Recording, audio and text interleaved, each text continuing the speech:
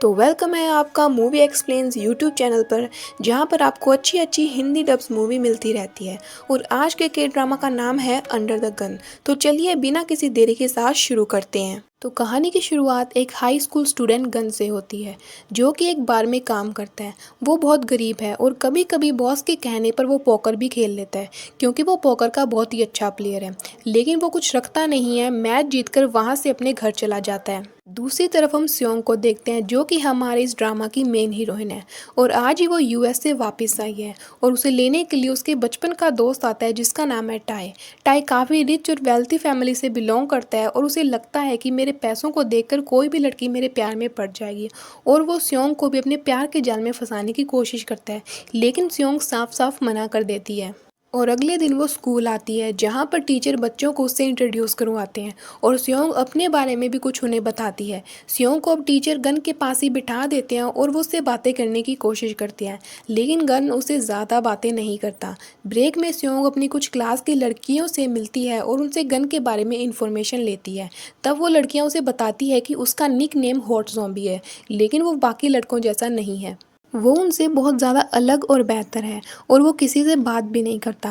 पर उसकी फैमिली बहुत ज़्यादा गरीब है। वो स्कूल से जाकर बाकी के बचे टाइम में काम करते हैं, जिसकी थकान की वजह से वो स्कूल में सो जाते हैं। शाम को वो स्टोर में काम कर रहा होता है, तभी कुछ बच्चे आपस में गैम्बलिंग की बात कर रहे होते हैं।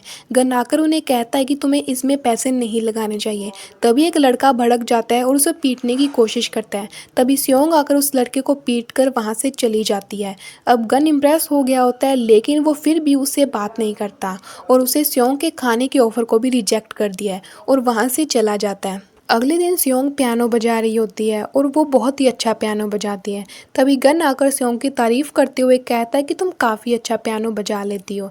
ये सुनकर स्योंग उसे अपने साथ लंच के लिए कहती है, लेकिन वो मना कर देते हैं और वो उसके पीछे भागकर उसे रोक कर कहते हैं कि तुम्हें खाना चाहिए, वरना तुम्हारी बॉडी की ग्रोथ नहीं होगी। तब गन उसे कहता है कि मैं तुमसे ज़्यादा लंबा हूँ, पहले तुम अपनी हाइट देखो।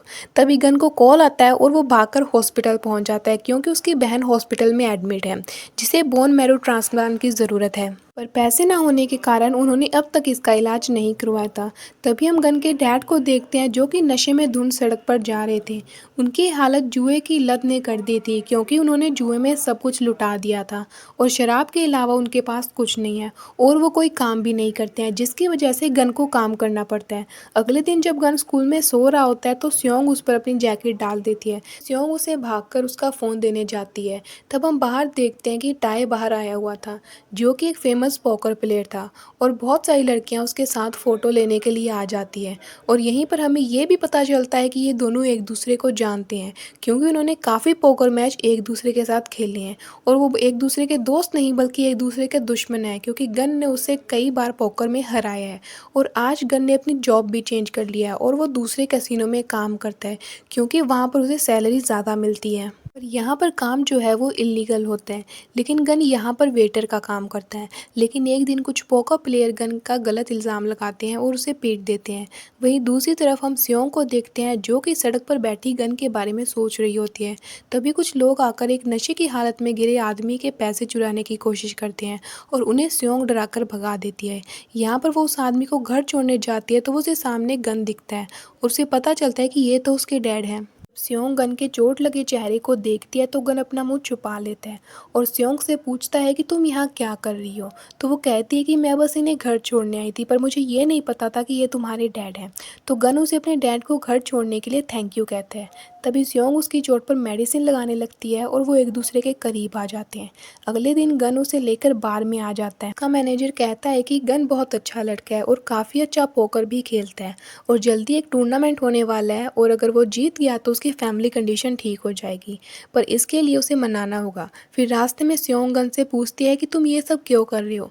तो गन बताता है कि मेरी बहन हॉस्पिटल में एडमिट है, और जिससे वो कहती है कि तुम्हें ये पोकर गेम खेलनी चाहिए, क्योंकि अगर तुम जीत गए तो तुम्हारी कंडीशन ठीक हो जाएगी। पर गन मना कर देता है और उसे वो घर छोड़ देता है, क्योंकि रात बहुत हो गई थी। और तभी घर जाते जाते स्योंग गन को पीछे से हक कर लेती है। ये सब कुछ दूर कार में टाई बैठा देख रहा होता है और उसे गन पर बहुत गुस्सा आता है। अगले दिन डॉक्टर गन को कहते हैं कि जल्दी से जल्दी पैसों का इंतज़ाम कर लो, क्योंकि अगर तुम्हारी बहन को जल्दी ट्रीटमेंट नहीं मिला तो उसकी जान का खतरा भी हो सकता है। तभी उसकी बहन कहती है कि मुझे इलाज नहीं चाहिए, क्योंकि मैं तुम पर बोझ नहीं बनना चाहती। अब सब कुछ ठीक हो जाएगा। गन उसे ऐसे बेवकूफ़ी वाली बातें करने से मना करता है और वहाँ से वो उसी अंडरग्राउंड गैम्बलिंग क्लब में आता है। और तभी उसके पीछे टाई भी आ जाता है, जो कि उसे बदला लेना चाहता है और पुलिस को इन्फॉर्म करके सभी को पकड़वा देता है। और उसे जेल में जाते हुए देखकर वो हंसता है और गन समझ जाता है कि ये सब उसने करवाया। यहाँ पर स्योंग को गन का पता नहीं चलता और वो उस कैसीनो के मैनेजर के पास जाती है और वो दोनों गन को जेल में देखकर वहाँ पर चले जाते हैं और वो दोनों उसकी बेल करवा लेते हैं। बेल होने के बाद जब वो बाहर आता है तो स्योंग गन को कहती है कि ऐसा सब मत किया करो। तब गन कहता है कि मैं वहाँ पर पोकर नहीं बल्कि वहाँ पर एक वेटर का काम करता हूँ। तब स्योंग उसे फिर से उस टूर्नामेंट के बारे में बताती है। तो गन को डर था कि कहीं वो हार ना जाए, नहीं तो उसकी भी हालत उसके डैड जैसी हो जाएगी। कुछ दिन बाद कोर्ट में गन अपनी गवाही देता है कि मैं वहाँ पर सिर्फ प्लेयर को सिगरेट और अल्कोहल सर्व करता हूँ, ना कि वहाँ पर खेलता हूँ, जिससे उसे ज़मानत मिल जाती है। अब यहाँ सीन शिफ्ट होता है जहाँ गन अपनी बहन से मिलने आया होता है। तो वो कहती है कि तुम्हें अपनी भी हेल्थ का ध्यान देना चाहिए, ना सिर्फ हमारी का।